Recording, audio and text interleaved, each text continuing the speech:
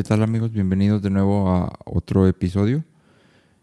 De empezar con el tema de este episodio, quisiera recordarles que estamos subiendo reseñas de los libros que hemos estado leyendo. Bastante interesantes, la verdad.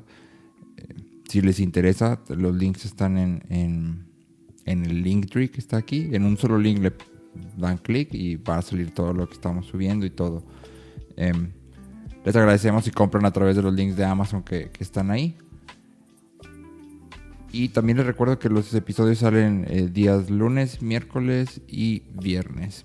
A las 4 de la tarde estamos subiendo los episodios. Y pues vamos ahora sí a empezar. Hoy vamos a hablar de Efesios 6, del 5 al 9. Que es el último grupo en este tema de someternos los unos a los otros. Si te acuerdas, empezamos con esposos, o sea, esposa, esposo. Y luego fuimos hijos, padres. Y este sería el último grupo que Pablo habla, y son amos y siervos, o siervos y amos. Pero antes de atacar el tema, o de abordarnos, me gustaría que habláramos un poquito acerca del tema de la esclavitud en la Biblia. Si has leído la Biblia de pasta a pasta, te darás cuenta que no es un tema que la Biblia ataque de frente o que hable directamente acerca de esto, pero sin embargo la palabra sí les pedía a los creyentes que cambiaran la forma de pensar respecto a las personas que lo rodeaban, así como nos lo pide a ti y a mí el día de hoy. Y esto iba a tener como consecuencia que abandonaran esta práctica de la esclavitud, aunque tardó mucho tiempo, y puedes encontrar a grandes autores cristianos de muchos años después de esto que seguían defendiendo la esclavitud. La tendencia natural al leer la Biblia era que te apartaras de esto. Y podemos verlo en Filemón. Si no has leído, Filemón es una carta de un solo capítulo y está escrita a Filemón por Pablo acerca de Onésimo, que era su esclavo y se había escapado. Se cree que había robado algunas pertenencias de Filemón y había escapado. En su escape se topa con Pablo y se convierte al cristianismo. Y entonces Pablo lo manda de regreso y escribe a Filemón, que era su dueño. Y en el versículo 15 y 16 dice: porque quizá para esto se apartó de ti por algún tiempo, para que le recibieses para siempre. No ya como esclavo, sino como más que esclavo, como hermano amado, mayormente para mí, pero cuanto más para ti, tanto en la carne como en el Señor. Entonces, si te fijas, Pablo no le dice... sabes que ya va de regreso, pero ya no puede ser tu esclavo, sino que a través del evangelio y de la perspectiva que debería de tener Filemón de toda la gente alrededor de él, le dice: va de vuelta contigo, pero ahora recíbelo como hermano, porque se ha convertido en un hermano, ha venido a la fe de Cristo Jesús, y entonces ahora es un hermano. Sí, es por eso que muchas veces en las iglesias cristianas escuchas que dicen, o tú mismo lo haces: ay, el hermano fulanito, el hermano. Esto es lo que la Biblia nos enseña, ¿no? En este tiempo que estamos leyendo, en la carta de Filemón, Efesios, Colosenses, Filipenses, y durante todo ese tiempo, los esclavos dentro de la cultura grecorromana no tenían ningún tipo de derecho. De hecho, se les consideraba como objetos, no como personas. Y entonces, cuando un esclavo huía de su amo, lo normal, lo cotidiano era que se le crucificara como advertencia a otros esclavos. Si escapas, te va a pasar lo que le pasó a ese compa. Sin embargo, aquí en el caso de Onésimo y Filemón, vemos que Filemón le recibe, y la tradición cristiana dice que Onésimo se convirtió en el anciano de la iglesia en Éfeso.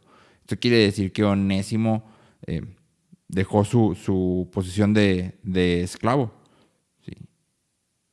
Filemón estaba en Filipos y Onésimo se convierte en el anciano de Éfeso. Entonces, esto es bastante interesante.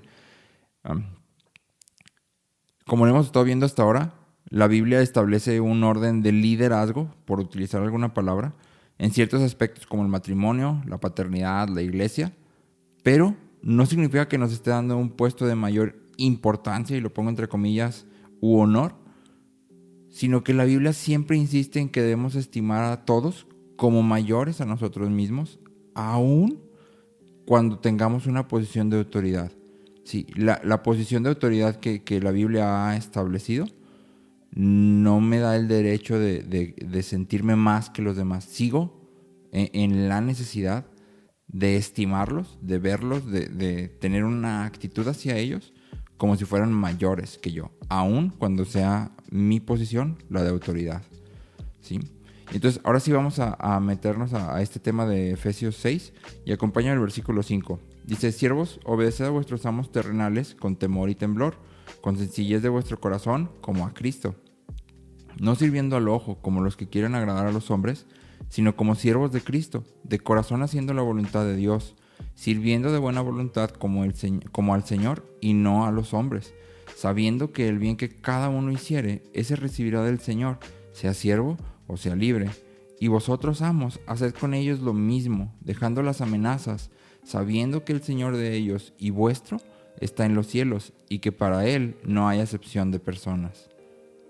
Sí, esta palabra de acepción de personas en realidad en el original es una sola palabra, y es prosopopelia, ¿sí? Que hace referencia específicamente a un juez que prefiere al más rico, al de ascendencia más noble o al más poderoso cuando emite su juicio. Entonces está diciendo que Dios no hace esto, ¿sí? Y entonces, si te das cuenta, en este pasaje de Efesios, otra vez Pablo enfoca la mirada de tanto los siervos como los amos en Cristo, estableciendo que Él es el Señor de ambos. Y ante Dios, entonces los dos tienen el mismo honor y el mismo valor, la misma importancia, ¿sí? Entonces, si te fijas, aunque no está como directamente diciendo ya no va a haber esclavitud, Pablo sí está diciendo, o sea, somos iguales en Cristo, tenemos el mismo valor. Esto no significa que no haya un orden jerárquico en ciertas estructuras, pero sí significa que no puedes creer que porque tienes una posición de autoridad vales más o eres más que los demás, ¿sí? Entonces ahora sí vamos a desmenuzar un poquito el texto, y ahora sí me gustaría respetar el orden. Disculpen que no lo haya hecho con los demás episodios. Y empecemos entonces con los siervos, ¿sí? En nuestro contexto ya no hay esclavos, pero un siervo sería todo aquel que tiene un jefe. Y creo que pues todos hemos tenido algún jefe en algún punto de nuestra vida, o tenemos un jefe en este momento porque trabajamos y por tanto pues hay alguien que está encargado de nosotros, ¿no? Y entonces Pablo da unas instrucciones muy claras acerca de cómo es que debemos servir. Y esto es interesante porque habla acerca de la actitud, ¿sí? Y entonces lo primero que dice es que debemos de servir con temor y temblor. Sí, no sé si te acuerdas de este concepto de temor y temblor que checamos en Filipenses. Y Pablo lo usa repetidamente para hacer referencia a que no debemos apoyarnos en nuestras propias fuerzas o habilidades, en nuestro conocimiento, sino en el Señor. Cuando dice que sirvamos con temor y temblor, no significa que les tengamos miedo a ellos, sino que voy a hacer lo que tengo que hacer confiando en que Dios me da la capacidad para hacerlo, ¿sí? Dice que con sencillez de corazón, y esta sencillez significa que es sin hipocresía ni pretensión, pero también significa que no voy a buscar lo mío, sino que voy a hacer lo que hago con generosidad.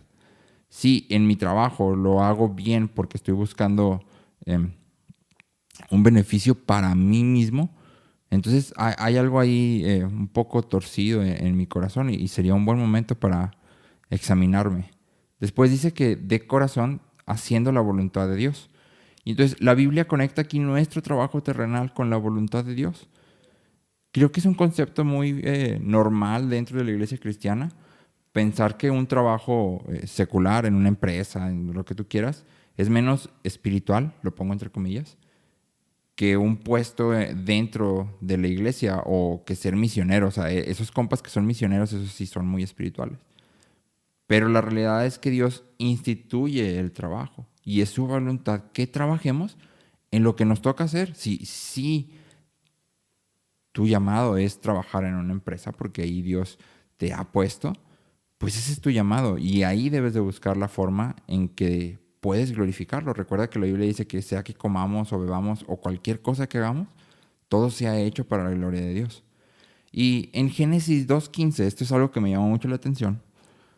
Dios crea al hombre y crea el huerto del Edén, y dice el versículo 15: Tomó pues Jehová Dios al hombre y lo puso en el huerto de Edén para que lo labrara y lo guardase. Entonces es muy interesante pensar que esto es antes del pecado. Todo funcionaba de manera perfecta y sin embargo el hombre tenía que trabajar porque dice que puso al hombre en el Edén para que lo labrara y lo guardara. A pesar de que todo era de manera perfecta, porque pudiéramos pensar que en un mundo perfecto no habría que trabajar, pero lo que se nos enseña aquí es que en un mundo perfecto, el trabajo es parte de ese mundo perfecto. ¿Sí? Seguimos de buena voluntad, creo que este no necesita mayor explicación. Y hay una frase que Pablo repite 3 veces y es como al Señor o como a Cristo. ¿Sí? 3 veces repite esto hablando acerca de los siervos. Y lo que está haciendo es enfocar al siervo en Cristo. ¿Sí? Lo que sea que tú y yo estemos haciendo, siempre debemos pensar que finalmente es Cristo quien lo va a recibir y lo va a evaluar. Sí, y no lo va a evaluar como un jefe malo, pero al final es lo que estamos haciendo para Él. Ese debería ser nuestro pensamiento. Y entonces siempre debemos preguntarnos, ¿cómo le gustaría a Cristo que se hiciera esto? ¿Es esto lo mejor que puedo hacer? ¿Lo estoy haciendo con una actitud o un corazón correcto? Aquí me gustaría aclarar que Dios no espera perfección de nosotros, porque cuando hablamos de lo mejor que puedo hacer, nuestra mente tiende a esperar perfección y es imposible. Lo que Dios sí espera de nosotros es que entreguemos todo lo que somos. En nuestro trabajo significa que voy a hacer lo mejor que puedo hacer, lo mejor que mis habilidades me permiten, lo mejor que mis capacidades me permiten.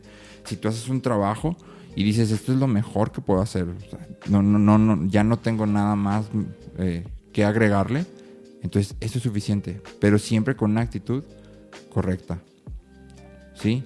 Y el último pasaje, hablando de los siervos, dice que el bien que hagamos, ese recibiremos. Y me gustaría complementarlo con este mismo tema, pero en Colosenses. Recuerda que estas cartas se escriben simultáneamente.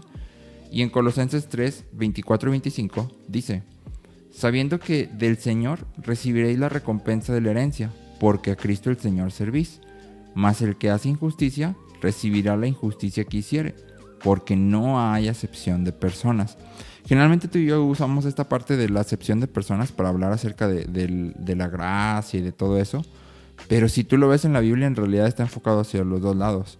No hay acepción de personas quiere decir que lo que hagas, eso vas a recibir. El juicio es justo, la paga del pecado es muerte. Pecas, pues hay muerte. ¿Sí? La forma de llegar a la gracia, a encontrarte con Dios, es Cristo. Entonces, eso significa que no hay acepción de personas. Todos somos iguales y el medio para llegar a Cristo, para llegar a Dios, es el mismo para todos. ¿Sí? Y básicamente este es el principio de la siembra y la cosecha. O sea, el bien que hagas vas a recibir, la injusticia que hagas es la injusticia que vas a recibir. Pero el verbo que se usa en Efesios para el futuro, o sea, el que dice que el bien que hagáis, recibiréis, ese verbo. Y aquí en Colosenses menciona la herencia y dice, recibiréis la recompensa de la herencia. Hacen referencia estos dos al juicio final. Está hablando de un futuro muy futuro, el futuro final, si quieres verlo así. Sí, entonces cuando Pablo está hablando de recompensas, no está pensando en cosas materiales o económicas, sino en la eternidad. ¿Qué tipo de recompensas? Pues no tengo idea, pero dice ahí, así que supongo que vale la pena trabajar con esa mentalidad. Al final volvemos a lo mismo. Nosotros no somos de aquí, hay una ciudad nueva a la que estamos esperando llegar y entonces nuestra meta está ahí, nuestra visión está ahí. Y creo que es importante aquí tocar un punto que todos los que trabajamos estamos envueltos en esto de alguna manera, ¿sí? Y esto es que debemos trabajar dentro del marco de la ley. Dentro de toda la historia de la Biblia, Dios se presenta a Él mismo como Padre, como Rey, pero también como juez. La legalidad es algo que forma parte de su carácter y por tanto debería formar parte del nuestro. Hace algunas, no sé si un mes o algunas semanas, estaba leyendo un libro no recuerdo el autor, que hablaba acerca de que Dios no había mandado a Cristo a morir por nosotros porque eso lo convertiría en un asesino de niños y sería un Dios cruel y sanguinario. Pero sabes que el autor pues erra en entender el punto. Primero, Dios no mandó a Cristo a morir. Cristo repite muchas veces, yo mismo pongo mi vida, nadie me la quita. Entonces, Él tomó la decisión. En Filipenses leímos que Él mismo no estimó el ser igual a Dios como cosa a que aferrarse. Entonces, Él tomó la decisión, uno. Dos, Dios había establecido que la paga del pecado era muerte. Ese era su juicio, esa era su sentencia. Y como un juez justo, no podía simplemente pasar por alto lo que Él ya había dicho. Si Dios no le importara la ley, lo que hubiera dicho Dios hubiera sido... pues sí dije, pero no, ¿sabes qué? Fulanito, Manganito y Sutanito, esos sí van a ser salvos porque me caen bien. Sí, y Manganito y sí, también ese. Todos los demás no, todos los demás que se mueran. El pago del pecado es muerte, vámonos. Y entonces eso convertiría a Dios en un Dios injusto. ¿Sí? Y que sí hace acepción de personas. Pero como Dios es justo, tiene que apegarse a lo que Él dijo. Eso es parte de su naturaleza. Él es fiel a lo que Él ha dicho. Y es por eso que entonces Cristo tiene que venir a morir por nosotros, porque Dios tiene que respetar la ley que Él mismo ha puesto. Sí, para nosotros esto trae mucha esperanza, pero eso será otro tema, ¿no? Entonces, esta cuestión de que la legalidad forma parte del carácter de Dios y por tanto debería formar parte del nuestro, creo que es muy relevante. En Efesios 4:28, unos capítulos atrás de lo que estamos leyendo, dice, el que robaba, no robe más, sino que trabaje honradamente con las manos para tener que compartir con los necesitados. ¿Sí? Y la frase que quiero resaltar aquí es, trabaje honradamente. ¿Sí? Honradamente significa agradable, bueno, excelente, distinguido, justo. ¿Sí? Esta es la manera en que debemos de trabajar. Entonces, el punto aquí es que si estás trabajando o estamos trabajando de manera ilegal, entonces estamos deshonrando a Dios. La carta de Primera de Juan nos enseña que si somos nacidos de Dios, vamos a hacer justicia, porque Él es justo. Su naturaleza tiene que estar en nosotros. ¿Sí? ¿Qué significa trabajar de manera ilegal? Bueno, esto puede ser que tu rubro de trabajo sea ilegal. Créanme que me ha tocado escuchar unas historias, la verdad, increíbles. O sea, dices, no puede ser, ¿cómo crees que te dices cristiano y estás haciendo esto? Pero bueno, que tu condición de trabajador es ilegal, si estás trabajando por debajo del agua o también estás siendo ilegal y por tanto estás haciendo algo que no debes de hacer, o si eres un freelancer, como se les dice ahora, un emprendedor, y utilizas software pirata, entonces estás también trabajando fuera de la ley. ¿Sí? Y en eso estoy deshonrando a Dios, estoy pecando, ¿sí? Porque estoy negando su naturaleza, que debería de estar en mí. Ahora sí, vámonos con la otra cara de la moneda, que serían los jefes. Puede ser aquí que tú seas un emprendedor o que en tu trabajo hayas alcanzado un puesto de liderazgo o de autoridad, ¿sí? Y aplicaría para ti este único versículo que se menciona, pero que es más que suficiente. Versículo 9 dice de Efesios 6, y vosotros, amos, haced con ellos lo mismo, dejando las amenazas, sabiendo que el Señor de ellos y vuestro está en los cielos y que para Él no hay acepción de personas. Entonces, la instrucción a los jefes es más corta, solo un versículo, pero se extiende tanto como la otra. Sí, Dios nos llama de nuevo a cambiar nuestra forma de pensar respecto a nuestro prójimo con un solo hecho. El Señor de ellos, el Señor de la gente sobre la que estamos puestos como autoridad, también es nuestro Señor. Nosotros también estamos bajo autoridad. ¿Sí? Esto significa que aun cuando estamos en autoridad, debemos tener en mente a nuestro Señor. Y que todo lo que hacemos, todo, incluido las instrucciones que damos, deben ser como para Cristo. Y esto está muy grueso. El hecho de que tú y yo entendamos que Dios ha puesto o que Dios creó al hombre con su imagen y que todos los hombres en la faz de la tierra, hombres y mujeres, son la imagen de Dios,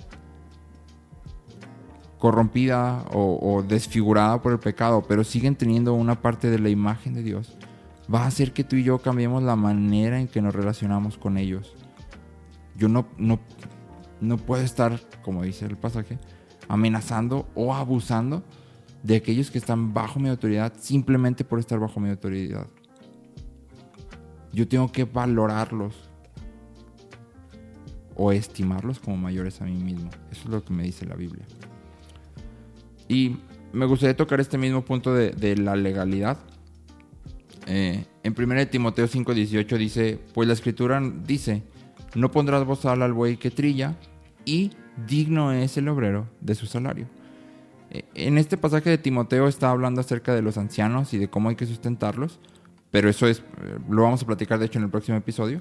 Pero este pasaje tiene una verdad fundamental. El obrero es digno de su salario. Y por salario no solo se refiere al pago por el trabajo. Sí, porque salario entendemos, trabajaste tanto, pues te pago tus 1,500, tus 2,000 pesos a la semana, no sé, tus 1,000, tus 700, tus 800, lo que sea. Pero salario en realidad quiere decir que es todo aquello a lo que una persona tiene derecho a recibir por su trabajo. ¿Sí? En México, algunos de los derechos fundamentales, no todos, son el derecho a la seguridad social, el derecho a un salario remunerador. Aquí quisiera aclarar que remunerador en algunas otras partes, en vez de poner esa palabra, utilizan que sea suficiente para sostener a su familia. O sea, tienes derecho a un salario suficiente para sostener a tu familia. Derecho a las condiciones de seguridad e higiene dentro del área de trabajo. Y derecho a la igualdad laboral. O sea, no importa si eres hombre o mujer, ganas lo mismo, ¿sí? Por el trabajo que realizas. Y entonces si tú eres un jefe o tienes una empresa o eres un emprendedor y no estás proveyendo estos derechos básicos, fundamentales para tus trabajadores, pues este es un buen momento para que ores, pidas perdón a Dios y busques la manera. Yo sé que es súper difícil y que en México el gobierno no ayuda mucho en este aspecto, pero si Dios nos lo pide es porque Él puede darnos la capacidad de hacerlo. Sí. Y si nos esforzamos por caminar en este sentido, entonces vamos a ver una respuesta de Dios. Sí. No quiere decir necesariamente que mi negocio vaya a crecer o vaya a empezar a prosperar milagrosamente, pero sí que voy a darle gloria a Dios. Y al final, ese es mi propósito, que su nombre sea glorificado. Así que creo que tratando de resumir todos estos versículos, hablando de los 3 grupos de personas, lo importante es entender esto. Ante Dios, todos somos iguales. Tenemos el mismo valor, el mismo honor. Cristo murió por todos nosotros por igual. Y por lo tanto, aunque la estructura social o jerárquica me dé una posición de autoridad, eso no me agrega valor. Yo tengo que tratar a los demás y los tengo que estimar como mayores a mí mismo.